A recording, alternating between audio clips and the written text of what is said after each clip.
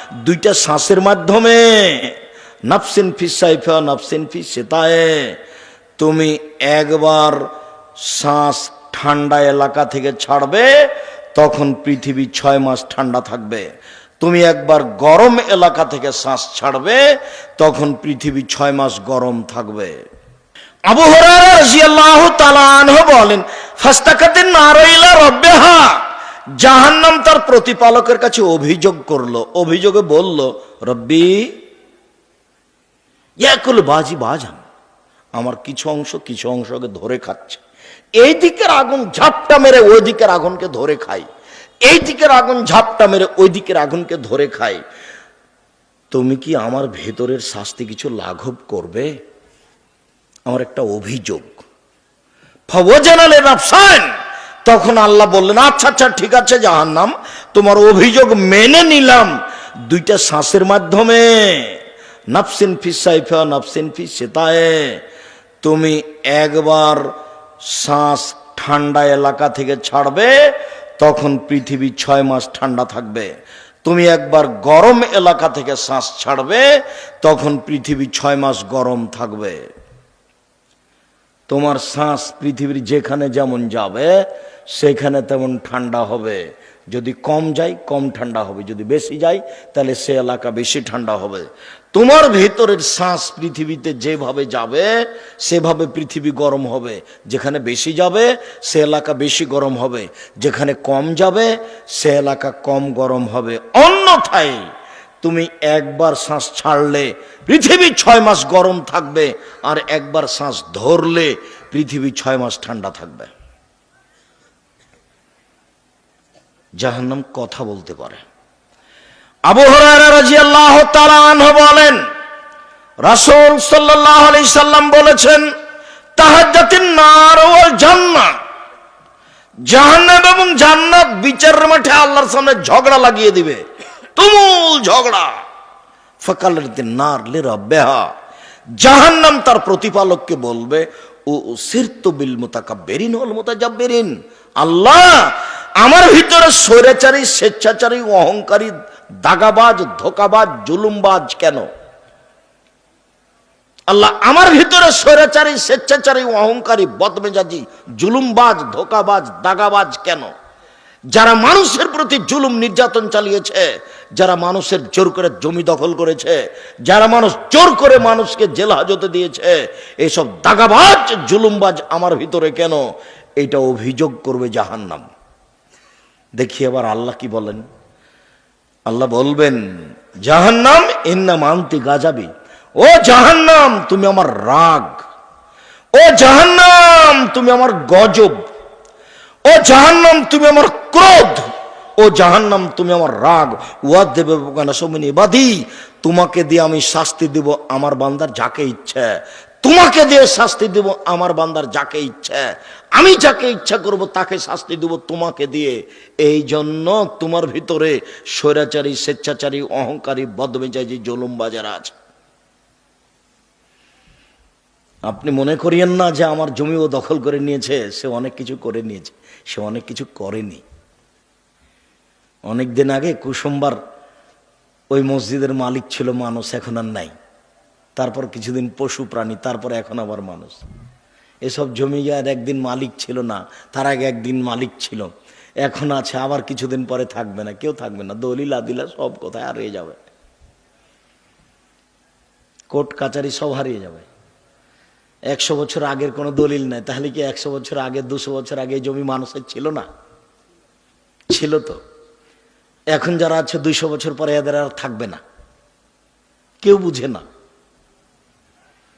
আল্লাহ বললেন যে ফানকুহু মাতা বালাকুম মিনানিসায়ে, পুরুষ মানুষ মহিলাদের যাকে ভালো লাগে বিবাহ করো। তখন পুরুষ খুব খুশি হয়ে গেল, তাহলে দেখে দেখে যেটা সুন্দরী সেটা বিবাহ করব। তখন দেখতে গিয়ে ঘুরতে ঘুরতে ঘুরতে ঘুরতে সুন্দরীটা বাদ দিয়ে এখানে এসে বলছে, আম্মা এই মেয়েটাই ভালো। কেন বাবা? আগেরটা তো দেখতে সুন্দরী। আম্মা দেখতে সুন্দরী বটে, কিন্তু ওদের বাড়িতে কেন জানি খুব একটা সম্মান বোঝা গেল না, এখানে কোনো ভালো লাগছে আম্মা। তা ঠিক আছে এটাই নাও। তো কই পছন্দ তো ওইটা ছিল। ঘুরতে ঘুরতে এখানে যে উপরে ফায়সালা আছে, এ মনে করছে খুশি হয়ে গেছে। ফায়সালা উপরে আছে, এ মনে করছে খুশি হয়ে গেছে। জোর করে জুলুম করে দুদিন বাঁচার প্রয়োজন নাই। ফেরাউন ডুবে গেছে, ফেরাউন ডুবে গেছে। বেশি দিন বাঁচার আশা নেই। আমি তো সেদিন দেখলাম এই যে অ্যাডভোকেট মফিজউদ্দিনকে, ওই যে রাস্তার ওই পারে, কত জমির মালিক, এখন বেটি তো পাগলি, কি করবে নরফ সম্পদ দিয়ে? ওইও চলে গেছে, জমিও চলে গেছে, কিছু না। ওগুলো এখন জমির মালিক কে সে নিজেও জানে না, বেটিও জানে না। এরকমই পৃথিবী। সম্মানিত দ্বীনী ভাই বোন, বলছিলাম রাসূল সাল্লাল্লাহু আলাইহি ওয়াসাল্লাম বলেন, জাহান্নাম কথা বলতে পারে, জাহান্নাম বিচারের মাঠে মানুষকে তার নিজের দিকে ডাকবে। জাহান্নামের খড়ি হচ্ছে মানুষ ও পাথর। মহান আল্লাহ বলেন, ওয়াকুদুহা নাস ওয়াল হিজারা, জাহান্নামের খড়ি হচ্ছে মানুষ ও পাথর। জাহান্নামে কয়লা থাকবে না, জাহান্নামে কোনো কাঠ খড়ি থাকবে না। আব্দুর রাজ্জাক সাহেব মানুষ না হয় পাপ করেছে, জাহান্নামে যাবে, পাথর কি করলো? মাটি ও পাথর দিয়ে যা দিয়ে মূর্তি বানানো হয়েছে, সব মূর্তিগুলিকে জাহান্নামে দেওয়া হবে। দুইটা কারণ, এক, এইগুলি দিয়ে জাহান্নামের আগুন বেশি উত্তেজিত হবে এই জন্য। দুই, মানুষকে বোকা বানানো হবে। দেখ দেখ দেখ, তোকে তো জাহান্নাম দিয়েছি, তোর নেতাকেও দিয়েছি, দেখ দেখি। সবকে বোকা বানানো হবে আপনার চোখের সামনে। আপনার নেতাকে, আপনাকে, সবকে জাহান্নামে দিয়ে দেওয়া হবে। ঠেকায়েন দেখি তখন। জাহান্নামীদেরকে বেঁধে জাহান্নামে নিয়ে যাওয়া হবে। আল্লাহ বলছেন, খুজুহু ফাগুল্লুহু সুম্মা জাহিমা সাল্লুহু, এদের ধরো, এদের শিকলবন্দি করো, এদের হাত বেঁধে জাহান্নামে নিয়ে যাও। হাত বেঁধে জাহান্নামে নিয়ে যাওয়া হবে কেন? অপমান করার জন্য। রংপুর গাইবান্ধা পলাশবাড়ির মুজিবুর বিএসসি বলেছিলেন, আমি জেলে এমনিতেই যাব, আমার হাতে হাত কড়া দেওয়া লাগবে না। পৃথিবীর মানুষ দেখবে, দেশের মানুষ দেখবে মুজিবুর বিএসসির হাতে হাত কড়া দেওয়া আছে, এটা আমি চাই না, চলেন আমি এমনিতেই যাচ্ছি। ইন্দিরা গান্ধীর হাত পিছন দিকে বাঁধা থাকবে, কেউ খুলতে পারবে না। ফেরাউনের হাত পিছন দিকে বাঁধা থাকবে, কেউ খুলতে পারবে না। তো হাত তাকে যখন জাহান্নামে নিক্ষেপ করা হবে, মুখের ভরে ধাক্কা দিয়ে ফেলে দিয়ে পা ধরে ছেঁচড়ে নিয়ে যাওয়া হবে, তখন ও যেন তার হাতটাকে দিয়ে জাহান্নামকে নিজেকে ঠেকাতে না পারে, নিজেকে বাঁচানোর চেষ্টা করতে না পারে। এই জন্য এভাবে থাকবে। এক, অপমান। দুই, এ দিয়ে যেন নিজেকে বাঁচাতে না পারে, বাঁচানোর জন্য চেষ্টা করতে না পারে, নাহলে বিচারের মাঠে তো পালাতে পারবে না। সে হাত বাঁধার কি প্রশ্নই আছে? প্রশ্নই আসে না, হাত বাঁধতে হবে কেন? সম্মানিত দ্বীনী ভাই বোন, জাহান্নামের উল্লেখযোগ্য শাস্তি হচ্ছে জাক্কুম গাছ। মহান আল্লাহ বলেন, ইন্না শাজারাতাজ জাক্কুম তু'মুল আসিম, নিশ্চয় জাক্কুম গাছ অপরাধীদের খাদ্য। কাল মুহলে ইয়াগলি ফিল বুতুন কা কালিল হামিম, তলানি তেলের মতো পেটের ভিতরে যাওয়ার পরই একবারে উথাল পাথাল করে উঠবে, এবং পেটে সেই জাক্কুম ফুটন্ত ভাবে ফুটতে থাকবে। দেগের উপরে পানি যেমন জ্বলন্ত পানি, ফুটন্ত পানি যেমন টকবক করে ফুটতে থাকে। মহান আল্লাহ বলেন, আযালিকা খায়রুন আম শাজারাতুজ জাক্কুম, জান্নাতের ফলাফল ভালো না জাক্কুম গাছ? ইন্না জালনাহা ফিতনাতাল লিযালিমিন, নিশ্চয় জাক্কুম গাছ আমি অপরাধীদের জন্য পরীক্ষামূলক করেছি। ওয়াইন্নাহা তাখরুজু মিন আসলিল জাহিম, নিশ্চয় জাক্কুম গাছ পানির ভিতর থেকে গজিয়ে উঠে। জি, আগুনের ভিতর থেকে গজিয়ে উঠে, পানি নয়, আগুনের ভিতর থেকে গজিয়ে উঠে। আগুনের ভিতরে গাছ গজায়, অবাক কথা। পানির ভিতরে গজায়। দেখেন নদীর পাশে গিয়ে দেখেন, শ্যাওলা একবারে নিচে থেকে জন্ম নিয়ে উপরে উঠে আছে পানির উপরে। দেখেননি? 5 হাত 7 হাত পানি, একবারে নিচে থেকে গজিয়ে বড় হয়ে উপরে ভেসে আছে। তো পানির নিচে ঘাস গজাতে পারে, জাহান্নামে আগুনের ভিতরেও গাছ গজাতে পারে, বড় হয়। রাসূল সাল্লাল্লাহু আলাইহি সাল্লাম বলছেন, তালহা কানহরুসু শায়াতিন, জাক্কুম গাছের ফল হলো শয়তানের মাথার মতো, জাক্কুম গাছের ফল হলো শয়তানের মাথার মতো। তখন বিদ্বানগণ বলছেন, আচ্ছা আমরা তো শয়তানের মাথায় দেখিনি, তো আল্লাহ যে বললেন জাক্কুম গাছের ফল হলো শয়তানের মাথার মতো, তা আমরা কি বুঝলাম? আমরা তো শয়তানকে দেখিনি, শয়তানের মাথা কেমন তা জানি না। আল্লাহ যে বললেন জাক্কুম গাছের ফল হলো শয়তানের মাথার মতো, তো আমরা কি বুঝলাম? তখন সব বিদ্বানগণ বলেছেন, এর মানে হলো খারাপ, এর মানে হলো খারাপ, এর মানে হলো খারাপ।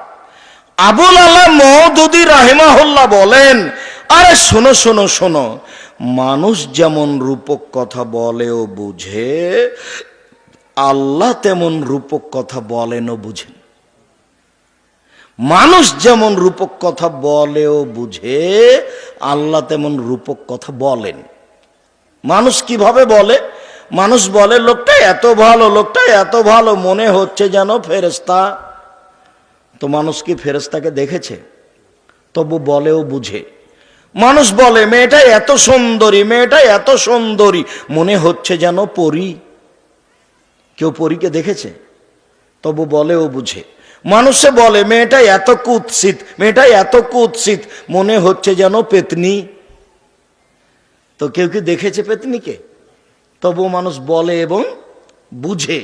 তা আল্লাহ এরকমই বলেছেন, এ কথা আবুল আলা মওদুদী রাহিমাহুল্লাহ বলেন। সারা পৃথিবীর বিদ্বান বলেছেন না, এর অর্থ হলো খারাপ, এর অর্থ হলো খারাপ। শয়তানের মাথা মানে জাক্কুম গাছ খারাপ। মানুষ যখন একে ক্ষুধার তাড়নায় মুখে দিবে, তখন গলায় বেঁধে যাবে, আর ভিতরে যাবে না, বাইরেও আসবে না। আমরা তো চাঁপাইনবাবগঞ্জের মানুষ, নদীর ধারে আপনার বাড়ির পাশে কিছু গাছ তৈরি হয়, গাছটা বড় হলে ফল ধরে, বেগুনের ফলের মতো, বেগুনের বীজের মতো তার ভিতরে বীজ থাকে, ফলটা ছোট ছোট, পেকে গেলে লাল হয়, গাছটা মরে গেলে শুধু কাঁটা দেখা যায়। এইরকমই হলো জাক্কুম গাছ। আমরা চাঁপাইনবাবগঞ্জের ভাষাতে ওকে গুঠে বেগুনের গাছ বলি। শুধু কাঁটা দেখা যায়, এরকমই হলো জাক্কুম গাছ। কাঁটাযুক্ত গাছের নাম জাক্কুম গাছ।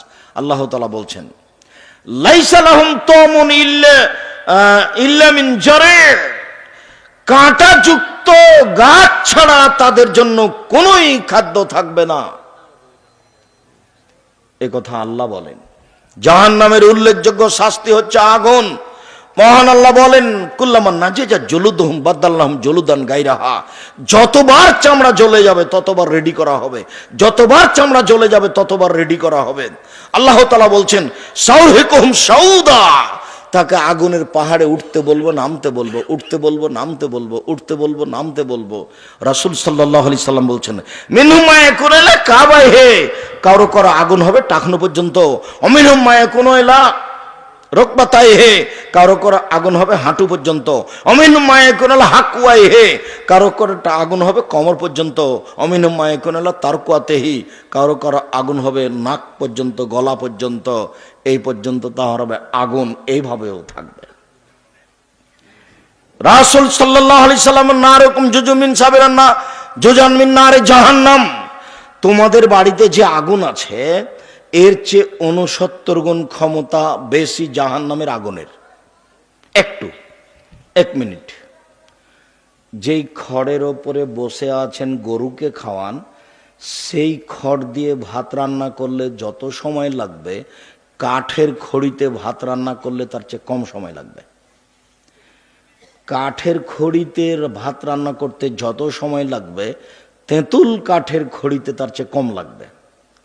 তেঁতুল কাঠের খড়িতে ভাত রান্না করতে যত সময় লাগবে, গ্যাসের চুলায় তার চেয়ে কম লাগবে। আর তেলের চুলায় সবচেয়ে বেশি লাগবে, সবার চেয়ে বেশি চলে যাবে। তাহলে আপনার বাড়িতেই আগুনের ক্ষমতার কমবেশ আছে, তা আপনি নিজেই বুঝেন। অতএব দুনিয়াবি আগুন হলো কাঠ দিয়ে বানানো, আর জাহান্নামের আগুন হলো মানুষ ও পাথর দিয়ে বানানো। কাজে পদার্থই ভিন্ন, এর চেয়ে 69 গুণ বেশি সে আগুনের। মানুষকে জ্বালানো হবে আগুন দিয়ে, এটা কি স্বাভাবিক মনে করছেন? জাহান্নামের উল্লেখযোগ্য শাস্তি হচ্ছে হাতুড়। কবরের হাতুড়ের নাম হলো মিত্রাক, যেটা কাঠমিস্ত্রি ব্যবহার করে। আর জাহান্নামের হাতুড়ের নাম মাকামে, যেটা হাম্বল, যেটা চাঁপাইনবাবগঞ্জের কাঠমিস্ত্রিরা ওই কাঠের গাড়ির চাকা বানানোর সময়তে বাহির থেকে একটা কাঠ ঢোকাতো, সেটা হাম্বল দিয়ে পিঠে ঢোকাতো। তো জাহান্নামের হাতুড়ের নাম হাম্বল মাকামে, আর কবরের হাতুড়ের নাম মিত্রাক, যেটা কাঠমিস্ত্রি ব্যবহার করে। জাহান্নামের সাপ থাকবে উটের সমান, একবার দংশন করলে 40 বছর ব্যথা থাকবে। জাহান্নামে বিচ্ছু থাকবে গাধার সমান, একবার দংশন করলে 40 বছর ব্যথা থাকবে। মর্মে সম্মানিত দিনী ভাই বোন, জাহান্নাম ভয়াবহ জায়গা। মানুষের জন্য আল্লাহ তাআলা শাস্তির ব্যবস্থা করেছেন জাহান্নামে। কবর যত কঠিন, কিয়ামত তার চেয়ে অনেক বেশি কঠিন। কিয়ামত যত কঠিন, জাহান্নাম তার চেয়ে অনেক অনেক অনেক বেশি কঠিন। কি দিয়ে বুঝায় আপনাকে আমি জাহান্নাম কত কঠিন? সম্মানিত দিনী ভাই বোন, জাহান্নাম থেকে বাঁচার জন্য কিছু পরামর্শ থাকলো। এক, সালাম ফেরার পূর্বে আপনি বলবেন, রব্বানা আতিনা ফিদ দুনিয়া হাসানাতাও ওয়া ফিল আখিরাতি হাসানাতাও ওয়া কিনা আযাবান নার। আল্লাহ তুমি ইহকালে কল্যাণ দাও, আল্লাহ তুমি পরকালে কল্যাণ দাও, আল্লাহ তুমি জাহান্নামের শাস্তি থেকে বাঁচাও। এটা ব্যবহার করবেন বেশি বেশি। দুই, আপনি সলাতে সালাম ফেরার পূর্বে বলবেন, আল্লাহুম্মা ইন্নী আউযু বিকা মিন আযাবে জাহান্নাম। আল্লাহ তোমার কাছে জাহান্নাম থেকে বাঁচতে চাচ্ছি, জাহান্নাম থেকে বাঁচাও। আউযু বিকা মিন আযাবিল কবর। আল্লাহ তুমি কবরের শাস্তি থেকে বাঁচাও, তোমার কাছে আমি কবরের শাস্তি থেকে বাঁচতে চাচ্ছি। আউযু বিকা মিন ফিতনাতিল মাসিহিদ দাজ্জাল। তোমার কাছে দাজ্জালের ফিতনা থেকে বাঁচতে চাচ্ছি। আউযু বিকা মিন ফিতনাতিল মাহি ওয়াল মামাত। তোমার কাছে বাঁচতে চাচ্ছি ইহকাল পরকালের যত ফিতনা আছে। আউযু বিকা মিনাল মাসাম ওয়াল মাগরাম। তোমার কাছে বাঁচতে চাচ্ছি বড় পাপ হতে, তোমার কাছে বাঁচতে চাচ্ছি ঋণ কর্য হতে। বাকি জীবন যেন কাবিরা গুনাহ না হয়, যেন সুদ না খাই, যেন জেনা না করি, যেন ইয়াতিমের মাল না খাই, যেন শিরক না করি, যাতে করে পিতামাতার অবাধ্য না চলি, যাতে করে কাউকে হত্যা না করি। এইরকম যেন পরিবেশ আমার না ঘটে, মানুষের উপরে যেন অপবাদ না লাগাই, মানুষের যেন বদনাম গিবাত না করি। তুমি আমাকে এইভাবে বাঁচাও। আর লোন নিয়ে ব্যবসা করবেন না, লোন নিয়ে বাড়ি করবেন না। ব্যাংকে চাকরি করে, সেই জন্য লোন দিয়েছে তাকে সরকার, কত খুশি হয়ে যাবে, একটা বাড়ি করেছে 5 তলা। ওর যে জানাজাই হবে না সেটাও বুঝেনি, জানাজাই নাই, জানাজাই বাতিল। আপনি যে লোন নিয়ে বাড়ি করেছেন তা আপনার জানাজাই হবে না, জাহান্নাম জান্নাত পরে। খুব সাবধান, লোন নিয়ে কিছু করবেন না। আমি পরামর্শ দিয়েছি, চকলেটের ব্যবসা করেন, আপনাকে লোন নেওয়া লাগবে না। তার চেয়ে একটু বড় কলার ব্যবসা করেন, লোন নেওয়া লাগবে না। তার চেয়ে একটু বড় কাপড়ের ব্যবসা করেন, লোন নেওয়া লাগবে না। ধনী হতে সময় লাগবে 25 থেকে 30 বছর। একদিনই ধনী হতে চাইলে হবে? আর এখন তো ভোগ রেল নদাপাড়ার জমির দাম অনেক বেশি হয়ে গেছে। আপনারা তো কৃষক মানুষ ছিলেন, কত জমি আছে, 2 শতক বিক্রি করলেই তো হজ করা যাবে, ব্যবসা করা যাবে। লোন নেবেন কেন? কোন দুঃখে লোন নেবেন? লোনই যাবেন না ওখানে, মরাই লাগবে কয়দিন পরে, ছেলে মেয়ে থেকে যাবে, আপনাকে জাহান্নামে জ্বলতে হবে। আপনার সাথে তার কোনো সম্পর্ক নেই। আপনি আপনার বাপকে যতটুকু ভেবেছেন, আপনার ছেলে আপনাকে ততটুকু ভাববে না। আপনি ভাবতে পারেন না কত আদরের ছেলে, তবু মনেই নাই।